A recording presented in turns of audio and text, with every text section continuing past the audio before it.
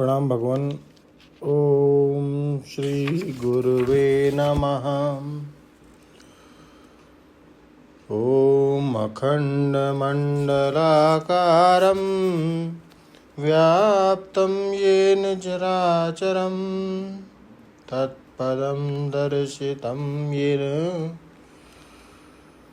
तस्मै श्री गुरुवे नमः। ओम शांति शांति शांति। ओम। ब्रह्म ज्ञान और उसकी साधना द्वारा स्वामी अखंडानंद सरस्वती जी महाराज द्वारा भगवान स्वामी जी ने बताया कि महावाक्य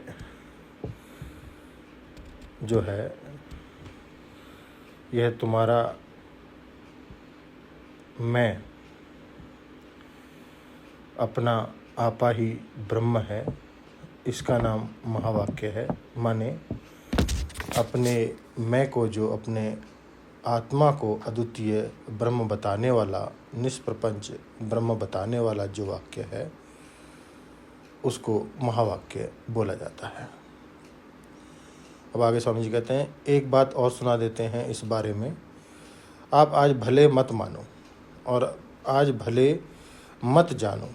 यह जो मैंने सुना दिया है ना कि आत्मा ब्रह्म है, यह श्रवण आपके पास तब तक सुरक्षित रहेगा जब तक आपकी अविद्या दूर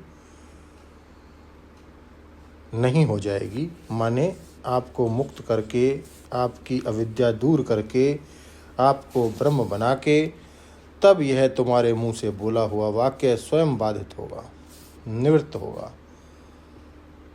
यह आपको ब्रह्म बनाए बिना आपका पीछा नहीं छोड़ेगा। यह आपके पीछे लग गया।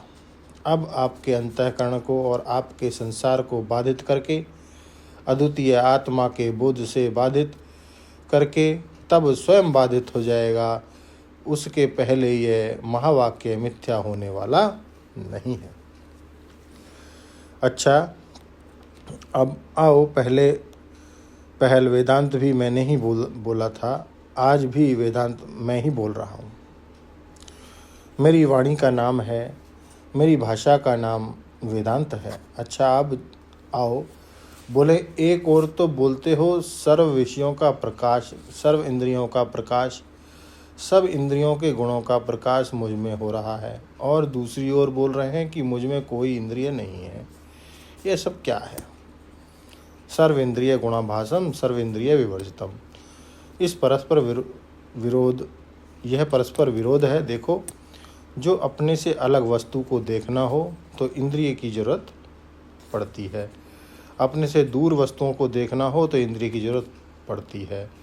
दूर हो वस्तु, देर हो वस्तु में, अलगाव हो वस्तु में, माने दूजापन हो, तब इंद्रिय की जरूरत पड़ती है।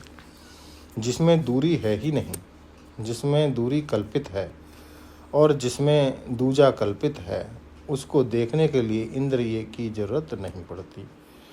और आत्मा में यह जो देश काल वस्तु का अध्यारोप किया हुआ है ना, इसका भी मतलब है, जैसे सर्प जब रज्जु में अध्यस्त होगा तो अध्यस्त सर्प से रज्जु बड़ी होगी कि नहीं होगी? पहले भी थी, बाद में भी रहेगी। माने काल में भी बड़ी होगी, स्थान में भी बड़ी होगी, और वस्तु में भी आज सच्ची होगी और सर्प झूठा होगा। अध्यस्त से अधिष्ठान में क्या विलक्षणता होगी? अधिक स्थान रूपता जो है वह अधिष्ठान में रहेगी। अधिष्ठान माने अधिकम स्थानम अधिष्ठानम। तो अब देखो, जिसमें देश काल और वस्तु अध्यस्त हैं, जो देश से जो बड़ा होगा उसमें देश का अध्यास होगा। देश के पहले था और देश के बाद रहेगा। जितनी दूरी में पूर्व पश्चिम उत्तर दक्षिण दिशा विदिशा ऊपर और नीचे की कल्पना होती है, उससे बड़ा होगा, तब ना उसकी देश की कल्पना होगी। मतलब यह हुआ कि वह परिपूर्ण है। देश की कल्पना का आश्रय होने के कारण देश से बड़ा है, देशातीत है, और भूत भविष्य वर्तमान रूप के काल की कल्पना का आश्रय होने के कारण काल से बड़ा है। माने अविनाशी है और इदम त्वम अहम तत् आदि द्रव्यों की कल्पना का अधिष्ठान होने के कारण संपूर्ण सबीज द्रव्यों से बड़ा है। इसका अभिप्राय यह हुआ कि उसके एक कल्पित अंश में ही देश काल और वस्तु की प्रतीति हो रही है।